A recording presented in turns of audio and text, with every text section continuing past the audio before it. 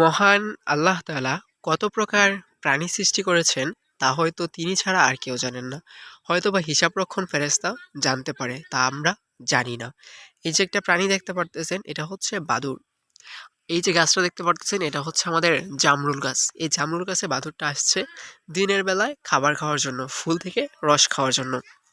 আমরা জানি যে আমরা সবসময় জানি যে বাদুড় দিনের বেলা চোখে দেখে না। কিন্তু বিজ্ঞানের ভাষায় আসলে বাদুড় কখনোই চোখে দেখতে পারে না দিন বা রাত। বাদুড় চলাচল করে কম্পন শক্তির উপর ভিত্তি করে। রাতের বেলা তাদের কম্পন শক্তি প্রখর কাজ করে মানুষের নীরবতার কারণে। দিনের বেলা মানুষ অনেক বেশি চলাচল থাকার কারণে তাদের কম্পন শক্তি কাজ করে না বিধায় তারা দিনের বেলা চলাচল করে না।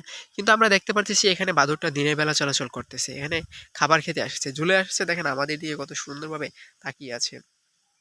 তাই চোখ দিয়ে পানি পড়তেছে কেন তা ঠিক আমরা জানি না। আমরা জানি যে বাদুড় দিনের বেলা চলাচল করতে পারে না, রাতের বেলা চলাচল করতে পারে। কিন্তু বাস্তবিকভাবে আমি এখন দেখতেছি আপনাদের সাথে একদম দুপুরবেলা বিকেল ৩টার মতো বাজে এখন। দিনের বেলা বাদুড় চলাচল করতেছে। এই যে আপনারা দেখতে পারতেছেন বাদুড়। আসলে মহান আল্লাহ তাআলার সৃষ্টির কোনো শেষ নেই। মহান আল্লাহ তাআলা যে কত রকমের সৃষ্টি করে দেখেন, দেখেন কতটা বেঁকে আমার দিকে আবার তাকাচ্ছে সে। দেখতে পারতেছেন? এই দেখেন আপনাদেরকে যদি আমি সুন্দরভাবে দেখানোর চেষ্টা করি, আমার একটু কিছু এটা ভয়ও লাগতেছে। কারণ যদি সে কামড় দেয় তাহলে কি হতে পারে তা তো আমি আর জানি না। তাই তার খুব একটা কাছে যাওয়ার চেষ্টা করেছি না, একটু দূর থেকে দেখার চেষ্টা করতেছি।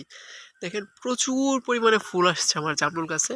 এই দেখেন নিচে একদম ফুল একবারে কত সুন্দরভাবে ফুল বিছিয়ে রয়েছে। একদম পাটি বিছানোর মতো হয়ে গেছে, এই দেখতে পারতেছেন এত সুন্দর পরিমাণে ফুল আসছে। সেই ফুলের রসটা খাওয়ার জন্য আসছে এখানে। সে কি খুব ক্লান্ত কিনা তাও বুঝতেছি না, সে কেন লড়তেছে না তাও বুঝতেছি না। এই তোর কি হয়েছে রে? তোর চোখ দিয়ে পানি পড়তেছে, আবার তুই নড়াচড়া করতেছিস না। আর আপনারা যারা এই অবধি আমার ভিডিওটা দেখলেন আপনাদেরকে অসংখ্য ধন্যবাদ।